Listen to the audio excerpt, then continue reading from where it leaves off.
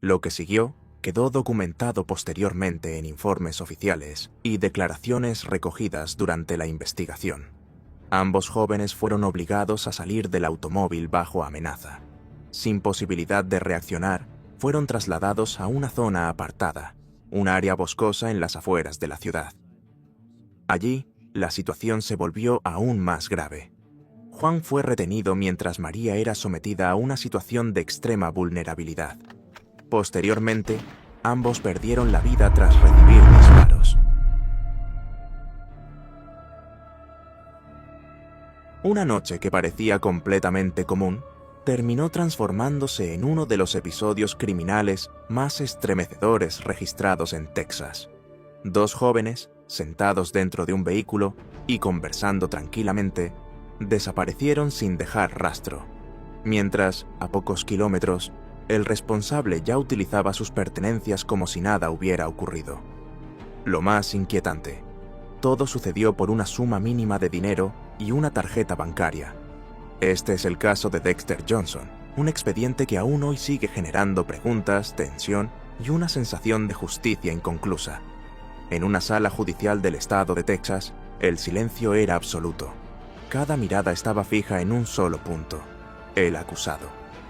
Cuando finalmente se pronunció el veredicto, las palabras resonaron con un peso imposible de ignorar. El jurado había llegado a una conclusión contundente. La decisión no solo marcaba el destino de un joven de apenas 18 años, sino que también cerraba, al menos en apariencia, un capítulo de dolor para varias familias. Sin embargo, para comprender cómo se llegó hasta ese momento, es necesario retroceder en el tiempo. La madrugada del 18 de junio de 2006 en Houston, Texas, transcurría sin sobresaltos. Era una de esas noches cálidas en las que la rutina domina y nada parece fuera de lugar. En una calle tranquila, a pocos metros de una vivienda familiar, se encontraba estacionado un automóvil. Dentro de él estaban María Apariche, de 23 años, y su novio, Juan Go, de 17. Ambos conversaban, compartiendo un momento cotidiano, sin sospechar que estaban a punto de cruzarse con un grupo que había salido con una intención muy distinta. En la casa de Juan, una maleta permanecía lista junto a la puerta. Dentro, todo estaba preparado para un viaje que había generado ilusión en la familia. Un boleto de avión con destino a California, fechado para 2 días después, confirmaba que su futuro inmediato ya estaba en marcha. Nadie, absolutamente nadie, tenía motivos para preocuparse, pero esa aparente normalidad se rompería en cuestión de minutos. Mientras tanto, en otra parte de la ciudad, un vehículo recorría las calles con 5 ocupantes a bordo. No se trataba de un paseo improvisado ni de jóvenes sin rumbo. Según los registros judiciales, existía un propósito claro: encontrar a alguien a quien despojar de sus pertenencias. Ese grupo estaba liderado por Dexter Johnson, quien acababa de cumplir 18 años. Lo acompañaban Ashley Irving, Louis Irving, Keith Fields y Timothy Randall. Lejos de tratarse de una coincidencia o de una decisión impulsiva, lo que ocurriría esa noche fue el resultado de una determinación previa. Cuando el vehículo giró hacia la calle donde María y Juan estaban estacionados, algo cambió. Johnson observó el automóvil y tomó una decisión inmediata. Ordenó dar la vuelta. Había identificado lo que consideraba un objetivo. Lo que siguió quedó documentado posteriormente en informes oficiales y declaraciones recogidas durante la investigación. Ambos jóvenes fueron obligados a salir del automóvil bajo amenaza. Sin posibilidad de reaccionar, fueron trasladados a una zona apartada, un área boscosa en las afueras de la ciudad. Allí, la situación se volvió aún más grave. Juan fue retenido mientras María era sometida a una situación de extrema vulnerabilidad. Posteriormente, ambos perdieron la vida tras recibir disparos. El contraste entre lo ocurrido y el motivo detrás de todo resulta difícil de asimilar. Al abandonar el lugar, el grupo se llevó únicamente $25 en efectivo y una tarjeta de crédito. Nada más. Esa cifra, insignificante frente al valor de 2 vidas humanas, se convirtió en uno de los elementos más impactantes del caso. Pero lo que ocurrió después añadiría una dimensión aún más perturbadora. Tras salir de la zona boscosa, Dexter Johnson tomó el vehículo de María, un Toyota Matrix, y condujo de regreso hacia el lugar donde se hospedaba. Durante el trayecto, realizó una parada en una estación de servicio. Allí utilizó la tarjeta bancaria de María para llenar el tanque de combustible. No hubo señales de duda. No hubo intento de ocultamiento en ese momento. Actuó con una normalidad que, más adelante, resultaría clave para la investigación. En los días siguientes, ese mismo patrón continuó. Johnson utilizó la tarjeta en establecimientos comerciales, incluyendo tiendas Walmart en las localidades de Humble y Porter. Cada transacción quedó registrada. Cada movimiento fue captado por cámaras de seguridad. Mientras tanto, las familias comenzaban a vivir una angustia creciente. El padre de María reportó su desaparición ante las autoridades de Sugar Land. La familia de Juan hizo lo mismo. Las horas pasaban, y luego los días, sin noticias. El boleto de avión con fecha 20 de junio quedó sin usar. La maleta seguía intacta. La incertidumbre comenzaba a transformarse en desesperación. Para el 21 de junio, el detective Everett Hargrave, del condado de Fort Bend, fue asignado al caso. Su primera línea de investigación lo llevó directamente al vehículo de María, el cual ya había sido recuperado en la ciudad de Humble. Este hallazgo marcó un punto de inflexión. Al revisar los registros de compras y las grabaciones de seguridad, Hargrave identificó a dos individuos utilizando la tarjeta de la víctima en múltiples ocasiones. Las imágenes eran claras, los movimientos evidentes. La evidencia comenzaba a tomar forma por sí sola. Pero lo más sorprendente estaba aún por revelarse. Dexter Johnson ya se encontraba bajo custodia policial en ese momento, detenido por cargos relacionados con sustancias ilegales. Además, tenía vínculos directos con la persona en cuyo poder se había encontrado el vehículo. Era como si, sin darse cuenta, hubiera dejado todas las piezas necesarias para reconstruir lo ocurrido. El 22 de junio, Johnson fue formalmente acusado de robo agravado y trasladado a la cárcel del condado de Harris. Un día después, el 23 de junio, uno de sus cómplices, Timothy Randall, tomó una decisión que cambiaría el rumbo del caso.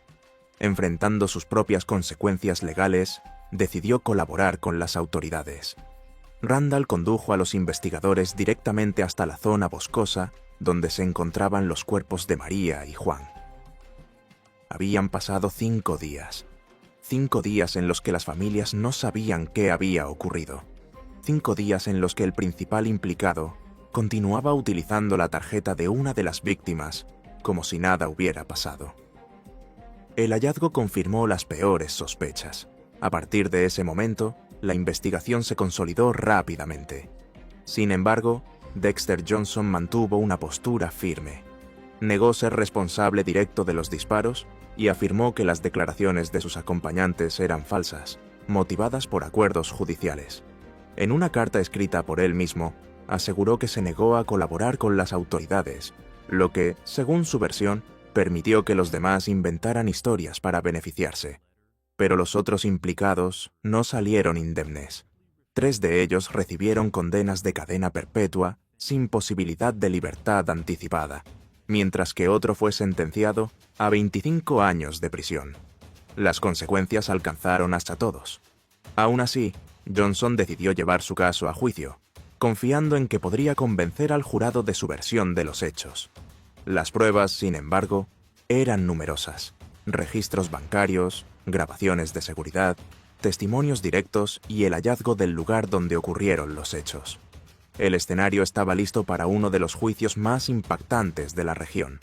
La sala del tribunal en el condado de Harris estaba completamente llena.